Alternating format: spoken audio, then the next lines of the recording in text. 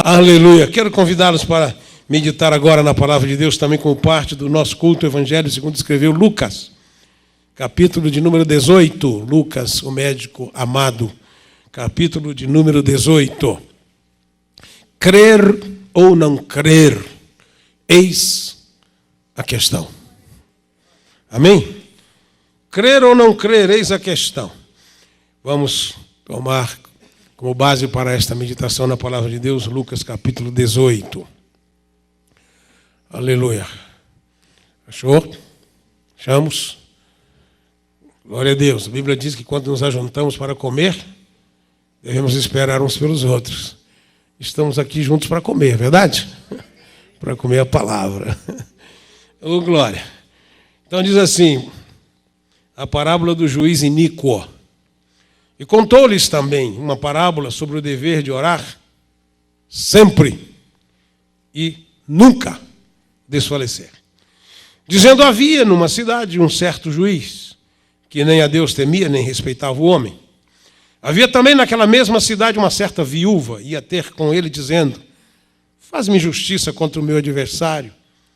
E por algum tempo não quis, mas depois disse consigo, ainda que não temo a Deus, nem respeito aos homens, todavia, como esta viúva me molesta, hei de fazer-lhe justiça para que, enfim, não volte e me importune muito. E disse o Senhor, ouvi o que diz o injusto juiz. E Deus não fará justiça aos seus escolhidos, que clamam a Ele de dia e de noite, ainda que tardio para com eles? Digo-vos que depressa lhes fará justiça. Como é que termina esse episódio? Quando, porém, vier o Filho do Homem, porventura, achará fé na terra? Quando, porém, vier o Filho do Homem, porventura, achará fé na terra? É uma pergunta feita por Jesus, o nosso mestre. E ele está falando sobre o dever de orar sempre e nunca desfalecer. Mas o que mantém alguém orando sem desfalecer é a fé. Enquanto você tem fé, você persevera orando, buscando. Se falha a fé, você para de orar. E quando Jesus então faz esta pergunta, ele está falando do tempo adiante, do tempo em que ele estava proferindo essas palavras, ele pergunta se naquela época, que pode ser a nossa, o Filho do Homem, ou seja, ele próprio, encontraria fé na terra. O que nos dá a entender que a fé é algo que está em extinção. A fé é algo que está sob ameaça. A genuína fé é algo que está tendendo a desaparecer da terra. Nós temos que nos preocupar com a extinção de muitos animais que estão desaparecendo, nós temos que nos preocupar com o sumiço de muitas coisas que são importantes, mas nós temos que nos preocupar muito, mas muito mesmo, com a possível extinção da fé. Biblicamente falando, a fé é fundamental. A fé é fundamental para a nossa salvação, para a salvação de qualquer pessoa. Ninguém é salvo sem fé. Foi o que eu disse? Em Efésios capítulo 2, versículos 8 e 9, diz por quê? Pela graça sois salvos por meio da fé. Pela graça sois salvos por meio da fé. E isto não vem de vós, é dom de Deus. Então, é a fé que nos leva à salvação, a coisa mais importante que pode acontecer com alguém neste mundo. Jesus existe para nos salvar. Que coisa interessante, não é? Ele como Deus, ele como eterno, não é? Não precisava se chamar Jesus, mas ele se chama Jesus para nos salvar. Ele recebeu esse nome para nos salvar. Aleluia! Mas sem fé não existe salvação. A fé é fundamental para a salvação. Se a fé se extingue da terra, ninguém mais é salvo. E seria a maior tragédia que poderia se abater sobre este mundo. Falta de salvação. Você está salvo? Amém? É o seu maior tesouro, é a sua maior riqueza. É por isso que tem um hino na harpa que pergunta, né? Salvo estás, limpo estás, pelo sangue de Cristo Jesus. Tens teu coração mais alvo que a luz, foste limpo no sangue eficaz. Aleluia. Salvação. A fé é a base do nosso relacionamento com Deus. Nós somos salvos, nós somos resgatados, nós somos tirados da garra de Satanás para viver em comunhão com Deus, para viver uma amizade profunda, intensa, contínua com o Deus eterno. Salvação é a nossa união com Deus, uma união que precisa ser vivida, uma união que precisa ser cultivada. É como um namoro, é como um relacionamento de amor, e é de fato um relacionamento de amor. Deus nos atrai pelo seu amor, né? Atrai-me para o teu lado estar, espero em ti e subo como águia nas asas do Espírito, contigo voarei no poder do teu amor. Ele nos atrai com seu amor e quer nos manter juntos dele porque nos ama. E ele quer encontrar em nós este mesmo amor, um amor que nos cause prazer estar ao seu lado, não mais medo, não mais barganha. Amor, prazer de estar na presença dele. E a fé é a base desse relacionamento. Hebreus capítulo 11, versículo 6. Se lembra? Ora, sem fé é impossível agradar-lhe, porque é necessário que todo aquele que se aproxima de Deus creia que ele existe e é galardoador daqueles que o buscam. Sem fé é impossível agradar a Deus. Então nós agradamos a Deus exercitando a fé. Foi o que eu disse? Aleluia, Deus colocou essa preciosidade no seu coração, no meu coração, para que a gente tenha condição de agradar a Ele, de fazer coisas que o fazem sorrir. Antigamente nós vivíamos provocando a ira dEle, antigamente nós vivíamos irritando a Ele, antigamente nós vivíamos em rebeldia aberta contra Ele, mas quando a fé entrou em nosso coração, nós agora louvamos, nós agora adoramos, nós agora dizemos palavras de amor para Ele, nós o servimos, sempre exercitando a fé. Ela é a base do nosso relacionamento com Deus. Sem fé não poderíamos agradar ao Senhor. Então a fé não pode se extinguir, ela não pode sair do meu coração, não pode sair do seu, não pode sair da igreja. Porque sem fé ninguém pode agradar a Deus. E é muito importante agradar a Deus. Foi o que eu disse? Você está agradando a Deus? Você está fazendo Deus sorrir? Você é motivo de alegria no céu? Havia um pastor que fazia sempre essa pergunta, essas perguntas, e eu gosto de fazê-la também, eu aprendi aí, veio de geração em geração, né? O irmão está alegre com Jesus? E Jesus está alegre com o irmão? Jesus está alegre com a irmã? Ele estará alegre se houver fé no seu coração, se você estiver exercitando a fé. O apóstolo Paulo, inspirado pelo Espírito Santo, escreve em 2 Coríntios 1:24, é pela fé que estais de pé. Você está caído? Não. O Senhor Jesus te levantou. Aleluia, o Senhor Jesus nos levantou. Aleluia. E o que nos mantém em pé é esta fé preciosa. Aleluia. O inimigo queria ver a gente se arrastando igual porco na lama. Mas nós não estamos lá não, nós estamos de pé. Porque o Espírito Santo de Deus colocou a fé no nosso coração e nos levantou. Aleluia, aleluia, aleluia. E é pela fé que estais em pé. Obrigado, Senhor. Obrigado pela fé que me sustenta, que sustenta os meus amados irmãos. A fé remove obstáculos. Nessa nossa caminhada de fé, podemos encontrar dificuldades, podemos encontrar barreiras, podemos encontrar problemas grandes, como montanhas, verdadeiras montanhas. Mas Jesus diz em Mateus 17 e 20, Mateus capítulo 17, versículo 20, na verdade vos digo que se tiveres fé, como um grão de mostarda, direis a este monte, ergue-te daqui, lança-te no mar, e ele vos obedecerá, e nada vos será impossível. Fé como um grão de mostarda. Jesus nos ensina que no tempo dele a mostarda era das mais pequenas das sementes. Ainda hoje é das mais pequenas sementes. Mas ali dentro daquela semente existe o princípio da vida.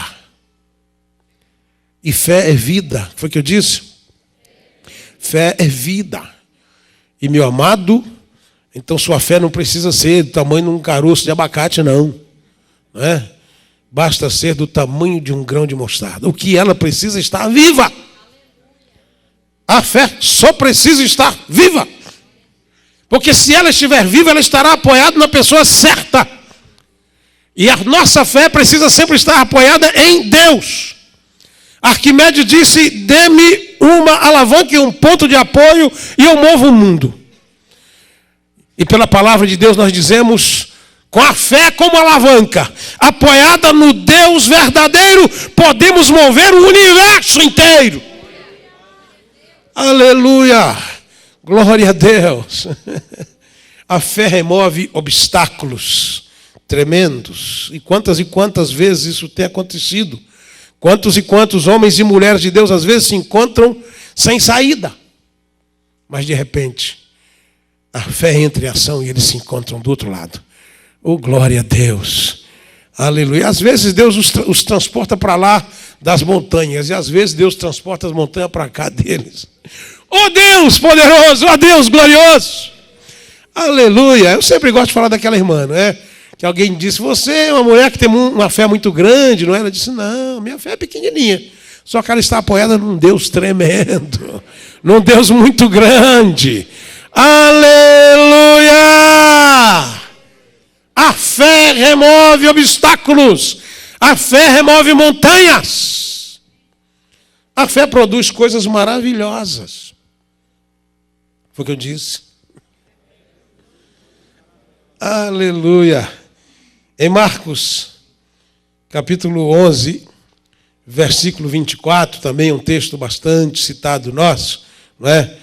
Jesus diz: por isso vos digo que tudo, diga tudo, o que pedirdes, orando, crede que o recebereis e tê-lo-eis. Você crê nisso? Tudo o que você pedir, orando, se você for capaz de crer que vai acontecer, acontece. Não sou eu que está dizendo, não, é Jesus que está dizendo. A fé produz coisas maravilhosas.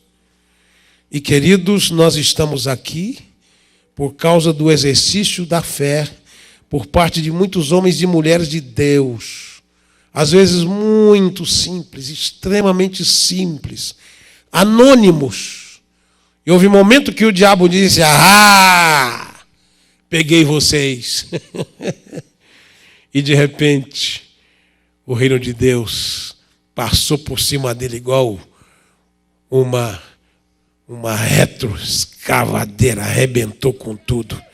Oh, glória a Deus, oh, glória a Deus.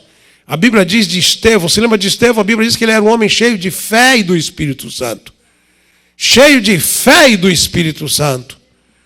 E os homens o cercaram, criaram um tribunal fajuto, condenaram à morte, apedrejaram até ele morrer. Mas ele exercitou a fé até a última hora. E quando o diabo disse: acabei com ele, Deus pegou o principal dos algozes de Estevão e colocou no lugar de Estevão para pregar o evangelho. Você gostou de matar ele, né? Pois agora tu vai pregar o evangelho no lugar dele para você ver o que é bom. Aleluia! Oh Deus maravilhoso! Aleluia, meus amados, e quantas vezes isso tem acontecido, a gente não sabe. Não é? Mas eu tenho toda certeza que eu estou aqui por causa da fé de alguém lá atrás. Você está aqui por causa da fé de alguém lá atrás. Houve momentos que parecia que parou ali, mas não para porque a fé produz coisas maravilhosas. Aleluia! Mas quando vier o Filho do Homem, porventura, achará fé na terra? É bonito tudo isso, não é? Mas há algumas dificuldades em relação à fé. Dificuldades em relação à fé. Em 2 Tessalonicenses, capítulo 3, verso 2, o apóstolo Paulo diz que a fé não é de todos. Então não são todas as pessoas que abrem o coração para a fé, para a verdadeira fé, para a genuína fé. Deus nos criou para ter fé, foi o que eu disse. As pessoas são capazes de ter fé em tantas coisas, não é? No avião, no elevador, não é? No remédio que você toma sem conhecer a fórmula, sem saber como é que funciona aquilo lá, não é? Mas na hora de confiar em Deus, a coisa é diferente. E tem muita gente que não confia em Deus de jeito nenhum. A fé não é de todos, diz Paulo, escrevendo aos Tessalonicenses, capítulo 3, versículo 2. Você sabe que há pessoas que são capazes de grandes atos de fé, mas, de repente, parece que estão totalmente desprovidas dela. Interessante, não é? Você olha uma pessoa e pensa que ela está sempre cheia de fé. E não é bem assim. Nós encontramos aquele célebre episódio lá de Mateus capítulo 14, 22 a 31, quando Pedro, não é, caminha sobre as águas. Você se lembra? Pedro caminhou sobre as águas. Você sabia que Pedro caminhou sobre as águas? Você sabia que Jesus andou sobre as águas? Você sabia que Pedro caminhou sobre as águas? Pedro, de repente, lá na madrugada, vê alguém caminhando sobre o mar, ele leva um susto, né? E ele pensa que é um fantasma. Ele e os companheiros dele, está no versículo 26 do capítulo 14 de Mateus. E o versículo 27 diz, Jesus, porém, lhes falou logo dizendo, tem de bom ânimo, sou eu. Não temais, não tenham medo. Ah, que alívio, né? Coisa boa. E respondendo-lhe Pedro, disse, Senhor, se és tu, manda-me ir ter contigo por cima das águas. Você já fez isso uma vez na vida? Se és tu, Senhor, manda eu ir. Se o Senhor mandar, eu vou caminhar em cima desse negócio aqui que estava me assustando agora há pouco. Nessa época eu pensei que ia me afogar, vou andar em cima delas. E aí o texto diz que Jesus disse, pode vir, Pedro, pode vir. E o Pedro desceu do barco, todo imponente, né? E foi caminhando sobre as águas em direção a Jesus. Isso é que é fé. Hã? É ou não é? Isso é que é fé. Mas o texto diz que de repente ele começou a escutar o zumbido do vento, né? E começou a olhar aquelas águas que o haviam assustado há bem pouco tempo, né? E teve medo, diz o versículo 30. E começando a ir para o fundo, clamou, dizendo, Senhor, salva-me. E logo Jesus, estendendo a mão, segurou e disse-lhe, homem de pequena fé, por que duvidaste? Pequena fé. Naquele momento, ele agora estava com a fé muito reduzida. Então acontece isso, né? Às vezes, as pessoas são capazes de grandes gestos de fé e de repente estão em crise de fé. Há um episódio muito ilustrativo lá de Marcos, capítulo 9, verso 17, daquele homem cujo filho era atormentado por um demônio, e era uma situação muito complicada, não é? O depoimento do pai é que o demônio tomava conta daquele rapaz, e ele começava a se revolver, e o demônio jogava na água, jogava no fogo, o rapaz começava a definhar, espumava, não é? E Jesus, então,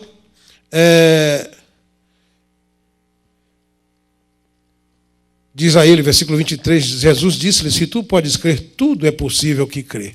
Se tu podes crer, tudo é possível que crê. Marcos 9, 23. E logo o pai do menino, clamando com lágrimas. Veja esse quadro. Contempla isso. O pai do menino, clamando com lágrimas, disse, eu creio, Senhor. Eu creio, Senhor. Ajuda a minha incredulidade. Há uma luta dentro dele, não é? A luta da fé e da incredulidade, que muitas vezes acontece. Pode acontecer com qualquer um de nós. A fé, muitas vezes, vacila. Às vezes temos conflitos de fé. Às vezes, grandes homens e mulheres de Deus têm crise de fé. A outra dificuldade em relação à fé é que a fé é testada. Foi o que eu disse? A fé é testada. Pedro diz, sua primeira carta, capítulo 1, versículo 7, que a nossa fé é como ouro, né? Que perece e é provado no fogo. O ouro é provado no fogo. Dá a entender que a nossa fé também é provada. Não é? Como o fogo é provado. E a nossa fé é provada antes que nós a exercitemos. Você precisa de exercitar a fé diante de alguma situação. E vem aquelas dúvidas. Será que vai acontecer? Será que eu devo pedir isso? Será que vale a pena? Não é? A fé é testada antes. E como o inimigo trabalha nesta hora, irmãos. Como o inimigo se mobiliza para nos enfraquecer a fé. A fé é provada durante o exercício dela. Você fica como que querendo fiscalizar Deus. Será que está fazendo alguma coisa? Será que está acontecendo alguma coisa? Como, vamos imaginar, não é? O profeta Elias orando para Deus mandar chuva do céu. Durante 3 anos e 6 meses não choveu. E ele agora diz para o rei, ó, pode ir fazer um banquete que vai chover. E o rei foi, né? E o Elias foi lá para cima do monte para orar. E disse para o moço, vai lá e olha. O moço olhou e disse, ih, tem nada. Ele disse, vai lá 7 vezes. E o Elias ali enfiou a cabeça no meio do joelho, diz a Bíblia. Não é porque ele era magrelão, não é para poder colocar a cabeça no meio dos joelhos. E o moço ficou indo e voltando e dizia, nada, nada, nada, nada. É a fé sendo testada durante o seu exercício. E você que tem exercitado a fé sabe o que é isso. A gente fica sempre naquela expectativa, será que vai acontecer? Será que não vai? Não é? E a fé é testada depois. Mas como assim, pastor? Depois que Deus opera em resposta à nossa fé, fica aquela pergunta, será que foi Deus mesmo? Não é? Foi curado, mas será que não seria curado se eu não tivesse orado? Aconteceu, mas será que não teria acontecido de qualquer jeito? Será que foi Deus mesmo que operou? Isso tem 2 efeitos. Um é na glória que Deus deve receber sempre que Ele operar em resposta à nossa fé. Deus deve ser glorificado. E em segundo lugar, é porque se você não atribuir a glória a Deus agora, você vai ter problema depois para exercitar a sua fé. Não é? Então a fé é provada antes, durante e depois. Diga isso. Antes, durante e depois. E queridos, eu nunca vi a fé ser tão testada, tão provada como neste tempo. Você sabe esse negócio dessas pesquisas aí no espaço, para encontrar alguma forma de vida, água, eles vivem mandando sonda para o universo inteiro, em busca de água, e vasculham o interior aí dos planetas e das estrelas, para ver se tem algum vestígio de água. Você sabe o que eles estão procurando? Alguma prova de que a vida aconteceu por acaso em algum lugar. Porque o grande problema é o seguinte, eles não querem aceitar que Deus nos criou. Eles não querem acreditar que existe um Deus pessoal, este Deus que nós amamos, este Deus a quem adoramos, este Deus a quem servimos. Eles não querem se submeter a Ele. Então é um problema para eles ter que admitir que foram criados por Ele. Porque se admitirem que foram criados por Ele, sabem que tem sim deveres para com Ele. Então estão vasculhando por aí. Um dia desse encontraram lá umas bactérias lá no deserto lá dos Estados Unidos, num lugar daqueles lá, uma bactéria que a estrutura molecular dela é diferente, é com enxofre, não é? Pronto. Não é? Eles estão empolgadíssimos. Eles querem provar que a vida aconteceu por acaso em algum lugar, porque se aconteceu em algum lugar, também então aconteceu aqui também. O grande espinho na garganta deles é admitir que tem vida consciente e inteligente nesse planetinha pequenininho aqui nesse sistemazinho, aqui dentro dessa galáxiazinha, não é? Diante de um universo tão grande. E aí, puxa vida, então parece que houve uma intervenção diferente aqui de um ser inteligente. E eles estão procurando um jeito de provar que nós existimos por acaso. Eu ouvi uma barbaridade na semana passada, meu Deus, uma âncora de um programa de televisão, não é, aí na virada do ano, dizendo, olha gente, nós temos que confiar no acaso. Vamos ter 2011 muito bom, porque nós temos que confiar no acaso. Meu Deus do céu, confiar no acaso. Se eu puder confiar no acaso, então o acaso tem personalidade. Então o acaso não é o acaso. É uma dificuldade para esse povo crer em Deus, e nossa fé está sendo checada. Nossa fé está sendo checada. As questões dos animais, da evolução, essas coisas todas são testes à nossa fé. E eu quero dizer alguma coisa a vocês, dizendo para mim mesmo, que a fé, para ser fé, tem que ser testada. E nós sempre teremos o malefício da dúvida. Que é isso? No mundo jurídico, existe o benefício da dúvida. Não é? É aquela frase muito célebre que diz, na dúvida, pro réu. Não é? Então, a dúvida em questões jurídicas sempre favorece ao réu, ao acusado. Em questões de fé, você sempre terá, preste atenção, preste muita atenção nisso, você sempre terá a possibilidade de duvidar de Deus. Sempre terá. Deus sempre permitirá. Já viu essas discussões aí? O Mar Vermelho, abriu ou não abriu? Não abriu. Abriu, mas ia abrir mesmo de qualquer jeito, que ali sopra um vento muito forte, e ali é um lugar raso. Então, quando o vento forte sopra, então a água se abre. Meu irmão, Deus, quem sabe até produz um fenômeno desse por lá, para dar às pessoas o malefício da dúvida. Você sempre terá a possibilidade de duvidar de Deus. Sempre terá. Porque se Deus não lhe der a possibilidade de duvidar dele, ele estará tolhendo o seu livre-arbítrio, e Deus nunca vai fazer isso. A fé sempre será provada antes, durante e depois. Você sempre terá a possibilidade de duvidar que foi Deus que curou. Foi Deus ou foi o médico? Foi Deus ou foi o remédio? Foi Deus ou foi aquele remédio caseiro? Foi Deus ou foi o acaso? Eu tinha mesmo aquela doença ou não tinha? Porque também tem isso, né? É porque eu não tinha câncer. Não é que eu fui curado de câncer, é que eu não tinha câncer. Uma irmã deu testemunho aqui essa semana, não é? Da questão da pedra na vesícula. Né, Sônia? O médico disse, não, isso aí é comum. Pedra de vesícula sumir é comum. Ele fez o exame antes, a pedra estava lá. Ela orou e disse, Senhor, eu não quero, Senhor, fazer essa cirurgia, Senhor, me livra dela.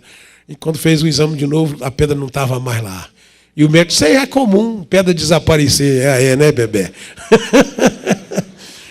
Você sempre terá o malefício da dúvida, meu irmão. A fé, para ser fé, tem que ser provada.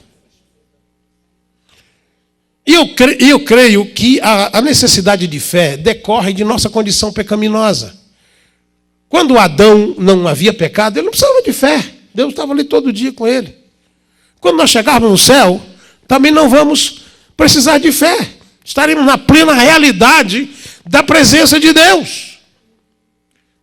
A fé não vai nos acompanhar para o outro lado. É por isso que em 1 Coríntios capítulo 13 está escrito, agora, pois, permaneçam, em primeiro lugar, a fé. Em segundo lugar, esperança. Em terceiro lugar, esses três. E o maior deles é a fé, certo? Não. Porque não é a fé. Porque nós não vamos precisar de fé no dia em que nós recebemos um corpo glorificado, semelhante ao do Senhor. Nós precisamos de fé, porque estamos dentro de um corpo sujeito ao pecado. Mas um dia, este corpo será transformado num corpo semelhante ao do Senhor. E nós estaremos na plena realidade da presença dEle. E é por isso que Paulo diz aí em 1 Coríntios capítulo 13, agora vemos como por espelho em enigma, mas então veremos face a face. Veremos face a face. E aí não precisaremos mais de fé. Mas aqui precisamos, repito, por causa da nossa situação de pecado, de sujeição ao pecado. Então, são dificuldades em relação à fé, não é? A fé não é de todos. A fé vacila, mesmo naqueles que a têm. A fé é testada antes, durante e após. E a fé é própria da nossa condição pecaminosa. É como algo que nos conduz na escuridão deste tempo, desta era, desta fase da história.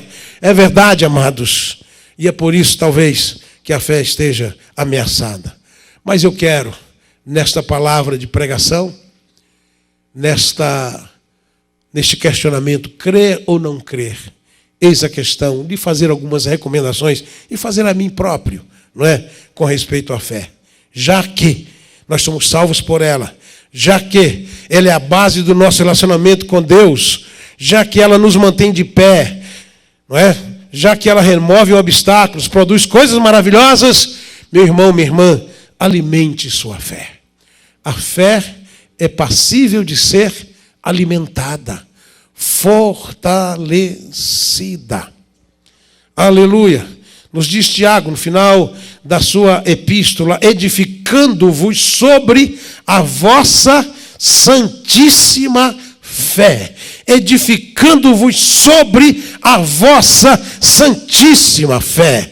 Aleluia. O que está dentro do seu coração, esta bênção chamada fé, é algo que vem de Deus e é santíssimo. É santíssimo. Na verdade, é Judas, desculpe. Judas é que diz isso, né? Versículo 21. Judas, versículo 20. Mas vós, amados, edificando-vos a vós mesmos sobre a vossa santíssima fé, orando no Espírito Santo. Edificando-vos sobre a vossa santíssima fé. Alimente sua fé. Mas como pastor, você sabe, a fé vem pelo ouvir, e ouvir pela palavra de Deus, querido. A fonte da genuína fé é a palavra de Deus. E onde está a palavra de Deus? Onde está? No coração. Qual é a maior manifestação da palavra de Deus neste mundo? É esta aqui. É a Bíblia Sagrada. Que Deus nos deu como milagre. Milagre. Homens e mulheres de fé foram usados por Deus para nos trazer esta palavra. A fé vem pelo ouvir e ouvir pela palavra. Então busque a palavra em todo o tempo, o máximo que você puder. Esta palavra é poderosa. Tudo começou com ela. Gênesis capítulo 1, verso 1, no princípio criou Deus os céus e a terra. A terra era sem forma e vazia, e o Espírito de Deus se movia sobre a face das águas. E disse Deus, haja luz, e houve luz. Aonde a palavra de Deus ecoa, acontecem transformações. Foi o que eu disse? Aleluia. Abra o seu coração para a palavra. Dê espaço para a palavra. Busque a palavra. Alimente-se da palavra. Jesus disse a Satanás: nem só de pão viverá o homem, mas de toda a palavra que sai da boca de Deus. Aleluia. Alimente sua fé, lendo, ouvindo, recitando, meditando, proclamando a palavra de Deus. Leia a palavra de Deus. Ouça a palavra de Deus. Graças a Deus que ela está disponível hoje nos mais diversos meios ou mídias. Use a mídia para receber a palavra de Deus no seu carro, no seu computador, não é? Na cabeceira da sua cama. Através do seu celular, você pode ouvir, pode ler a palavra de Deus. Querido, enquanto você buscar a palavra de Deus, a fé no seu coração estará acesa. Oh, glória a Deus, ela é viva, eficaz, diz Hebreus capítulo 4, versículo 12. Ela é mais penetrante do que qualquer espada de 2 gumes, penetra até a divisão da alma e do espírito, das juntas e medulas, é apta para discernir os pensamentos e as intenções do coração. Esta palavra é viva, esta palavra tem poder, esta palavra opera realmente, e é dela que emerge a genuína fé. Aleluia. Sintonize-se com a mente de Cristo. Sabe aquele texto lá de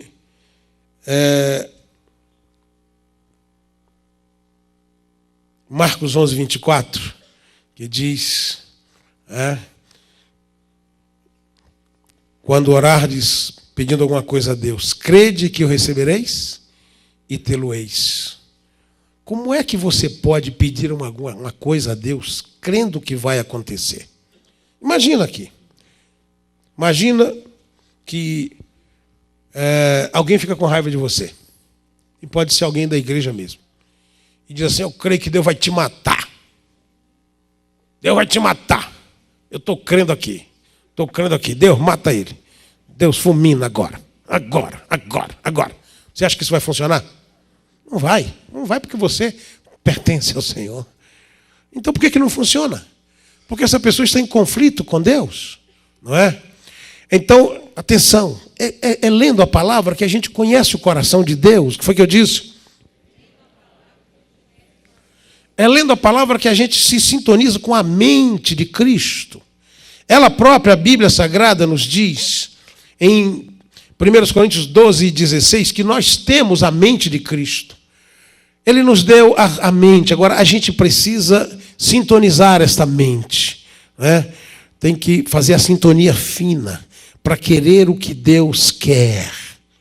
Às vezes parece uma certa contradição, porque em algumas passagens Jesus diz, tudo que nós pedimos vão receber.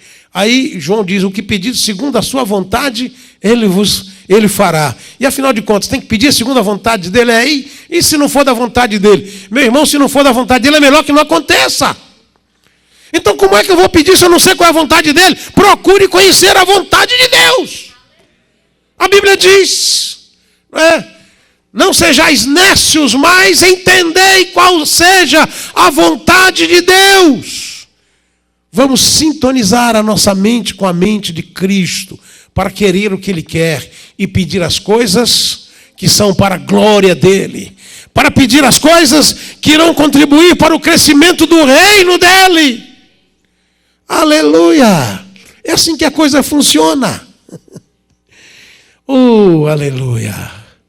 Dá-me, ó Cristo, a tua mente, dá-me graça e fervor, e que o mundo possa sempre ver em minha salvação. A teus pés, ó Jesus Cristo,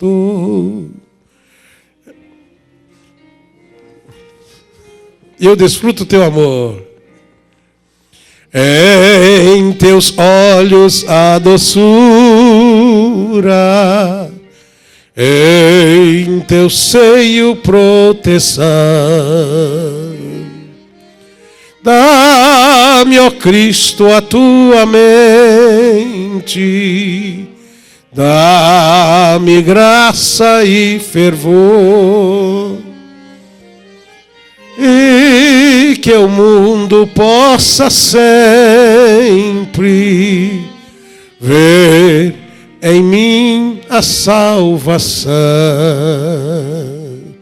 Esse hino começa assim: tua face buscarei, tua face buscarei.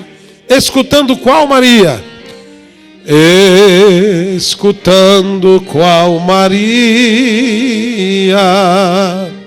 As palavras de amor. A teus pés meu passado esquecerei, meu passado esquecerei, pois tua mão fiel e terna tem me salvo do temor. É o hino 434, retornando lá Judas, ao escritor Judas, o penúltimo livro da Bíblia. Ele diz assim: mas vós, amados, versículo 20 de novo, edificando-vos a vós mesmos sobre a vossa santíssima fé, orando no Espírito Santo. Olha só, Aos teus pés, ó Jesus Cristo, tua face buscarei. Aleluia. Escutando qual Maria? As palavras de amor. Então a gente sintoniza a mente com Cristo, lendo a sua palavra e orando a Ele em todo o tempo, orando no Espírito Santo. Orando no Espírito Santo. Oh, queridos irmãos, querida igreja, a palavra deste servo de Deus para todos nós nesta noite é, mais do que nunca, mantenhamos o nosso contato com o nosso Deus.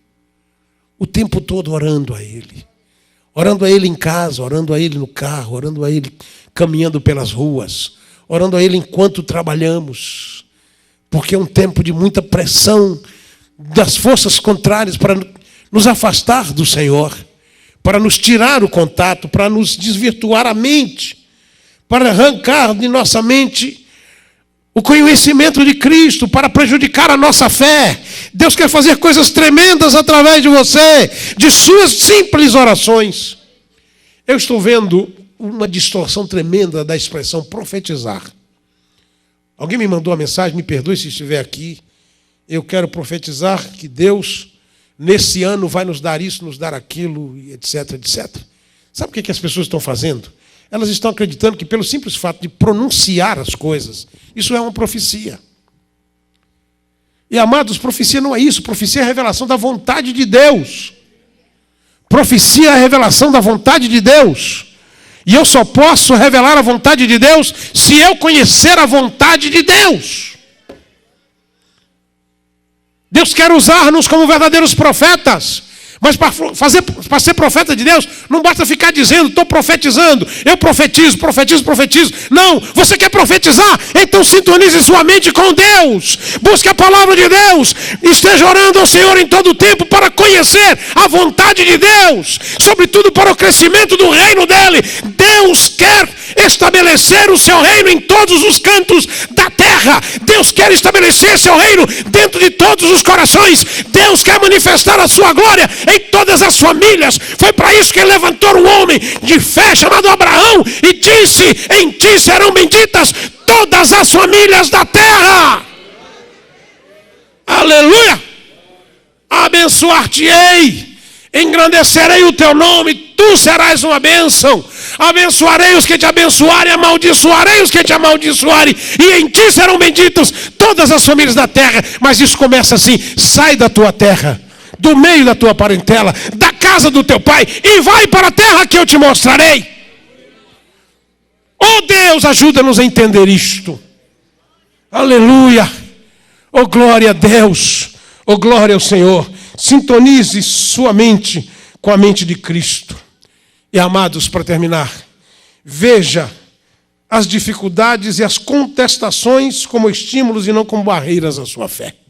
Veja as dificuldades e as contestações. Você vai encontrar muito. Você que está frequentando escola vai ver o tempo todo os professores dizendo que tudo veio do acaso e que a ciência explica tudo. E agora a moda é dizer que nós não temos responsabilidade sobre nada, porque tudo é resultado de reações químicas que acontecem dentro de nós. Tudo é hormônio, tudo é química. Tudo é química, dizem eles. Você vai encontrar muito isto. E contestações o tempo todo à sua fé. Não veja isso como um desestímulo. Veja isso, na verdade, como um incentivo, um desafio a confiar em Deus, porque a fé é um dom muito precioso. Aleluia! Glória a Deus. Quando você vir dificuldades diante de algo que você está buscando da parte de Deus, para a glória do nome dele, não desista. Persevere. Jesus... Vamos voltar ao texto inicial de hoje, não é? Contou uma parábola sobre o dever de orar sempre e nunca desfalecer. Quando tudo parecer adverso, confie no Senhor. Quando você não vir nenhuma nuvem no céu, confie que Deus vai mandar a chuva. Oh, aleluia! Faça o que a Bíblia diz a respeito de Abraão. Romanos 4, versos 16 a 20. Ele ficou firme dando glória a Deus. Ele não se preocupou com o ventre amortecido de sua esposa, 90 anos de idade, ele 100 anos de idade, ele não se impressionou com essas dificuldades. Romanos capítulo 4, diz: o qual em esperança creu contra a esperança, que seria feito pai de muitas nações. Conforme o que lhe fora dito, assim será a tua descendência. E não enfraqueceu na fé, diga isso, e não enfraqueceu na fé. Nem atentou para o seu próprio corpo já amortecido, pois era já de quase 100 anos, nem tampouco para o amortecimento do ventre de Sara. E não duvidou da promessa de Deus por incredulidade, mas foi fortificado na fé, dando glória a Deus.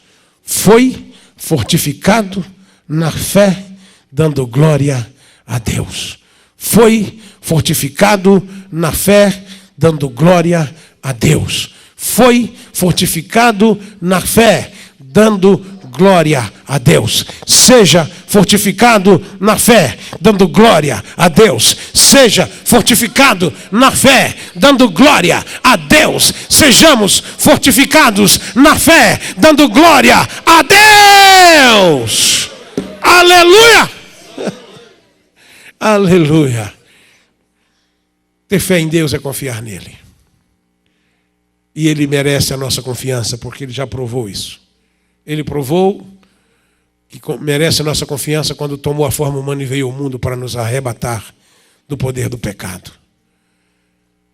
Deus estava em Cristo reconciliando consigo o mundo e pôs em nós a palavra da reconciliação.